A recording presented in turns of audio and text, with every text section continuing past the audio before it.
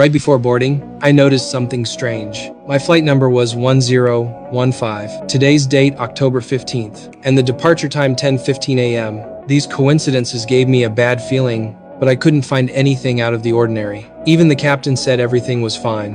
When I got to my seat, I found an MP3 player in the seat pocket in front of me. It was playing a creepy story about Flight 1015, the exact flight I was on. Curious, I put on the headphones. The story described the flight attendants doing the safety demo. It said at 10:21, a bird would strike the plane, and right at that moment, a loud bang echoed through the cabin. I ripped off the headphones and rushed to the bathroom to calm down. But after that, the flight went back to normal. The other passengers didn't seem to notice a thing. I started wondering if it was all in my head. So I pressed the call button to ask the flight attendant if a bird had really hit the plane. She rolled her eyes and said there are no birds at this altitude. Maybe the story was just making me paranoid, so I let it go. But the moment she walked away, the man sitting behind me spoke up. He said he was sure a bird had struck the plane. He used to be a pilot and knew exactly what that sounded like. The crew just doesn't tell passengers about these things. Now I was really on edge. Then, the MP3 said, the plane would vanish from radar at 11:15. It was already 10:30. I started looking for clues to prevent the disaster. I spotted two passengers still on their phones.